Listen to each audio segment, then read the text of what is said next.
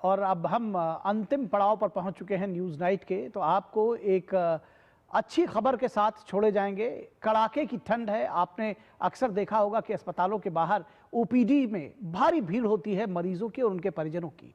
तो कड़ाके की ठंड में जब सबसे बड़ी चुनौती होती है इंतजार और उम्मीद, तब दिल्ली के एम्स अस्पताल ने मानवीय संवेदना की एक मिसाल पेश की है।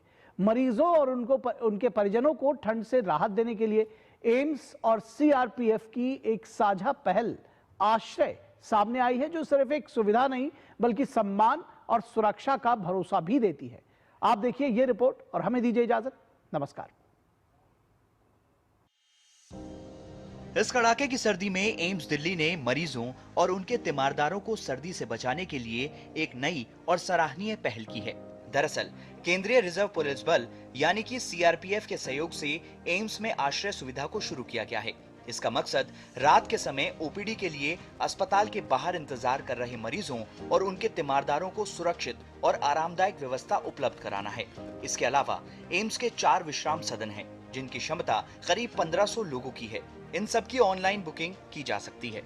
ये जो सुविधा है, ऑनलाइन अपॉइंटमेंट सिस्टम भी ऑनलाइन डैशबोर्ड में भी दिख जाएगा आपको, और विश्राम सदन का भी आपका पब्लिक डोमेन में है, डैशबोर्ड में अवेलेबिलिटी है, वो लोग वहाँ से बुकिंग ले सकते हैं। और विश्राम सदन में almost two the tune of 1500 beds का सुविधा बनाया गया है अस्पताल के लिए। मेन कैंपस में, ट्रॉमा सेंटर में, एनसीएचजेजर में कुल मिला के हमारे पास आज के दिन में 1500 बेड्स का कैपेसिटी है पेशेंट्स का अटेंडर के रहने के लिए।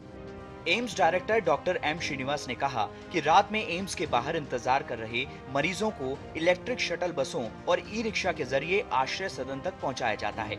मरीजों को रिपोर्टिंग के क्रम में टोकन नंबर दिया जाता है, ताकि अगले दिन ओपीडी पंजीकरण उसी क्रम में हो सके और किसी को असुविधा ना हो।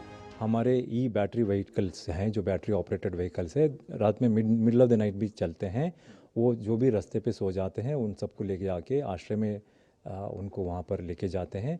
आश्रय ये वो एरिया है जहाँ पर जो भी पेशेंट्स ओपीडी टोकन के लिए आते हैं उनको रहने की जगह है, बिस्तर है, ब्लैंकेट है, वॉशरूम्स दिया जाता है, खाना भी फ्री में दिया जाता है। सीआरपीएफ हमारा मदद कर रहा है। ये अवेलेबल है ट्रॉमा सेंटर के कैंपस में हमने रखा है।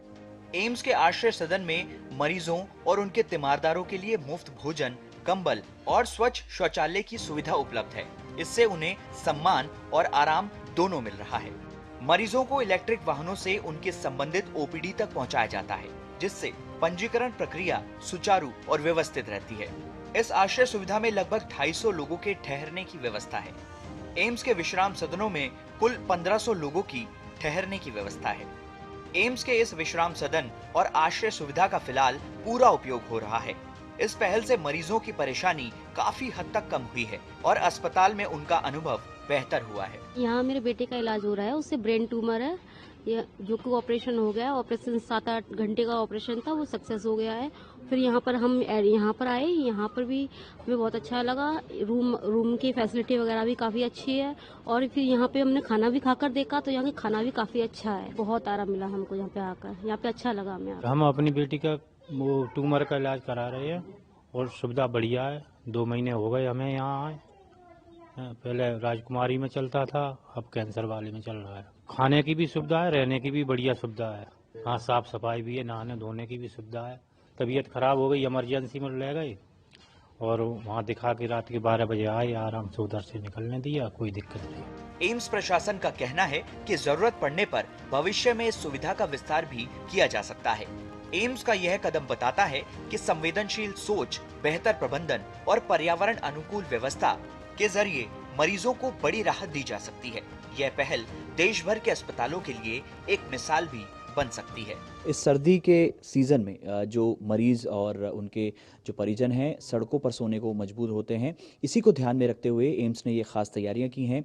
विश्राम सदन, इसके अलावा जो आश्रय है उसको बनाया गया है, और सैकड़ों की संख्या में, जिस तरह से डायरेक्टर ने भी बताया कि करीब 1500 लोगों के वहाँ पर रहने की व्यवस्था की गई है।